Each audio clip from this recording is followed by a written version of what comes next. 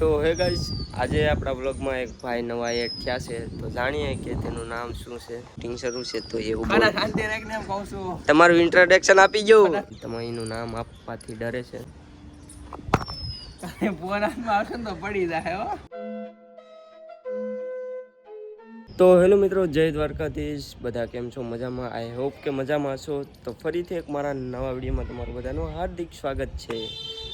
તો આજે ભાઈ જોબ ઉપરથી આવીને જો વિડીયો સ્ટાર્ટ અત્યારે કર્યો છે ને ભાઈ, તમને એક મસ્ત મજાનું સુંદર લોકેશન બતાવું ભાઈ, સુંદર નજારો ને ભાઈ સ્કાય, સુંદર નજારો બતાવું. તમે એક મિનિટ જો. વાહ, કેટલો મસ્ત સુંદર નજારો છે અત્યારે.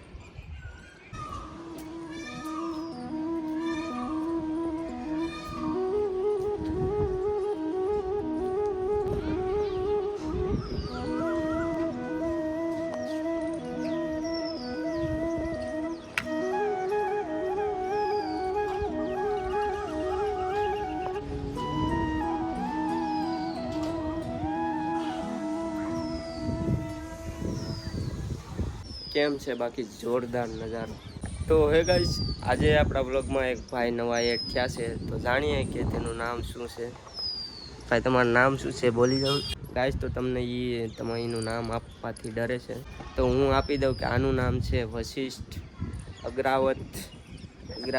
અગ્રાવત એનું સરનેમ છે ને અત્યારે એકચ્યુઅલીમાં બાયુ સાથે વાત કરવામાં બીજી છે, એટલે એ થોડાક ગુસ્સે.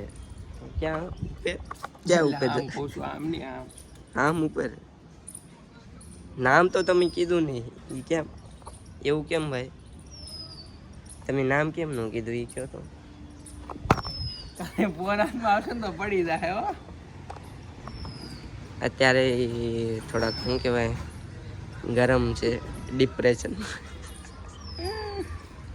તો અત્યારે ભાઈ સનસેટનો ભાઈ મસ્ત આનંદ માનતા હતા વાદળાઓના. તો મને થયું કે ચાલો આજે વ્લોગ બનાવી નાખીએ, કેમ કે આપણે વ્લોગ બનાવવાની સ્ટાર્ટિંગ કરીએ છીએ. મિત્રો હું નાઈને આવ્યો ને તો ઘડીકમાં વાતાવરણ બદલી જશો. બધી બાજુ અંધારું અંધારું, વરસાદ આવે એવું થઈ ગયું. હજી તો હું નાવા ગયો ને ત્યાં સાંજ થતું, ત્યાં ઘડીકમાં તો અંધારું વતન થઈ ગયું. ભાઈ કાયદેસર એટલો મસ્ત ઠંડો પવન હાલે છે ત્યારે. આવો તમે જોયો. બાકી મને લાગે છે કે ટૂંક જ સમયમાં વરસાદ આવવાનો છે. એ ફાઇનલ વાત છે કે ટૂંક જ સમયમાં હવે વરસાદ થાય, કારણ કે આવું 2-3 દિવસ થાય છે, અંધારું રોજ થઈ જાય છે. બાકી અત્યારે હું જો નાહીને આવીને અત્યારે ખાતો હતો ચણા અને મગફળી પહેલાં રીતે, તો અત્યારે હું એ ખાઉં છું માંડવી. બાકી અત્યારે મસ્ત એવો ઠંડો પવન ચાલે છે.